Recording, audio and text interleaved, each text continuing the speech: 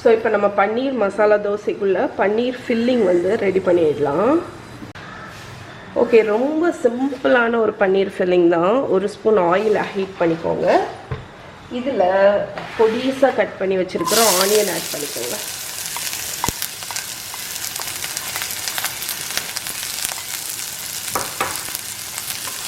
ஒரு 2 மினிட்ஸ் இதை நல்லா சாட்டே பண்ணிடலாம்.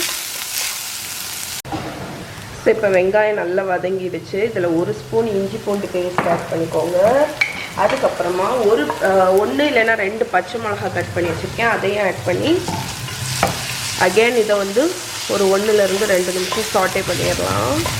அந்த இஞ்சி பூண்டோட பச்சை ஸ்மெல் வந்து போகணும். இப்போது நான் வந்து ஒரு 2-3 தக்காளி கட் பண்ணி வச்சுருக்கேன், அதை ஆட் பண்ணிக்கோங்க. யூஸ்வலாக இதுக்கு வந்து தக்காளி வந்து அரைச்சது தான் போடுவேன், பட் இன்றைக்கி வந்து பவர் இல்லை, அதனால நான் வந்து பொடிசாக என்னால் முடிஞ்ச வரைக்கும் பொடிசாக கட் பண்ணிட்டேன். ஸோ அது நல்லா மசிஞ்சு வரும்ல, அதனால பொடிசாக கட் பண்ணி போட்டிருக்கேன். இப்போ இதில் கொஞ்சம் உப்பு போட்டுடலாம். ஸோ தக்காளிலேயே கொஞ்சமாக உப்பு போடுங்க. உப்பு போட்டு அது வந்து ஒரு கொஞ்சம் குலைவாக மசிஞ்சு வரட்டும். அது ஒரு 5-6 நிமிஷம் ஆகும். ஓகே, வேகட்டும். இப்போ நம்ம தக்காளி வந்து நல்லா மசிஞ்சாச்சு. இப்போ இதில் தேவையான அளவு சில்லி பவுடர் போட்டுக்கோங்க. நான் வந்து காஷ்மீரி சில்லி பவுடர் ஆட் பண்ணுறேன். அதுக்கப்புறம் இதை நல்லா மிக்ஸ் பண்ணிடலாம். இதுக்கு பெருசாக வந்து மசாலா பொடியெல்லாம் தேவைன்னு இல்லை. இதுக்கு ஃபைனலாகிட்டு கொஞ்சம் கரம் மசாலா பவுடர் போடுவேன், அவ்வளோதான். ஸோ சில்லி பவுடர் மட்டும் போட்டு நல்லா ஒரு 2 மினிட்ஸ் வதக்கிடலாம். ஸோ இப்போ வந்து கொஞ்சமாக தண்ணி ஊற்றிக்கோங்க. தண்ணி ஊற்றி நல்லா மிக்ஸ் பண்ணிடுங்க. இப்போ இதில் பொடிசாக கட் பண்ணி வச்சுருக்கிற பன்னீர் ஆட் பண்ணிடலாம். பன்னீரை வந்து நம்ம பட்டர் பன்னீருக்கு போடுறத விட நீங்கள் கொஞ்சம் பொடிசாக கட் பண்ணிக்கணும். ஏன்னா நம்ம இதை வந்து தோசைக்கு நடுஸில் வைக்க போகிறோம், அதனால. ஸோ இப்போ வந்து என்னென்னு பார்த்தீங்கன்னா, நீங்கள் ஐதர் கேஷ்யூ இருந்துச்சுன்னா ஒரு 5 கேஷ்யூ நட்டை தண்ணியில் அரைச்சி விடலாம்.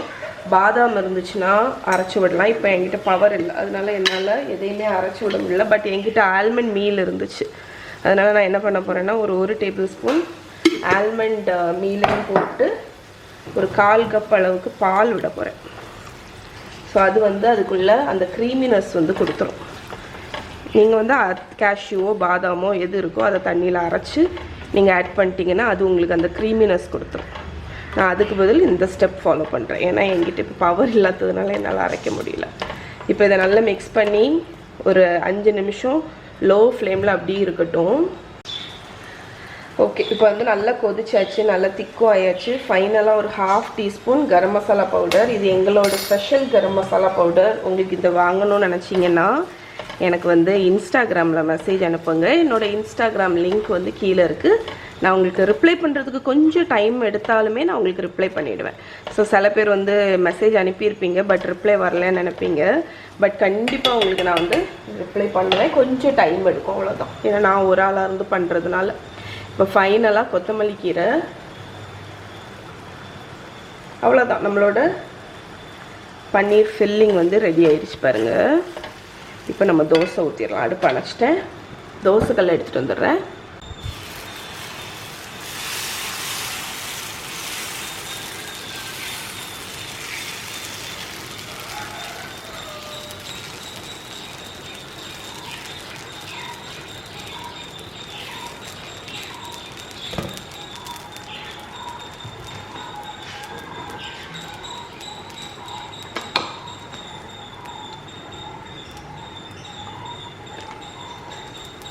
சுற்றி நல்லெண்ணெய் ஊற்றிக்கோங்க.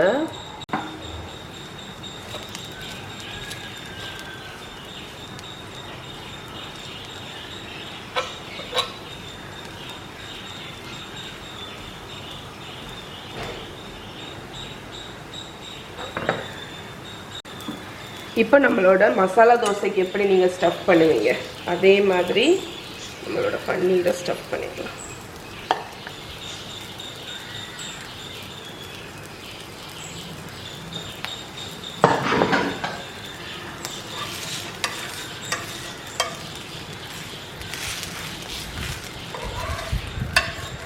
அவ்வளோதான், நம்மளோட paneer masala dosa ready.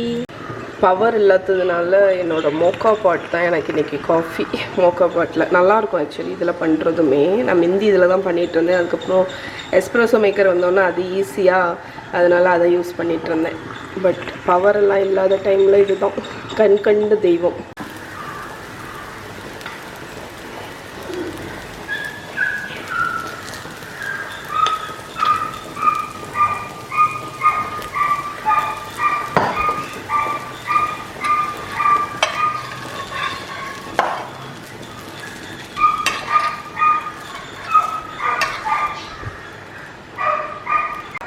Okay friends, நம்மளோட ஸ்டஃப்ட் பன்னீர் மசாலா தோசை ரெடி. இங்கே பாருங்கள், ரொம்ப நல்லாயிருக்கும். இதை ட்ரை பண்ணி பாருங்கள்.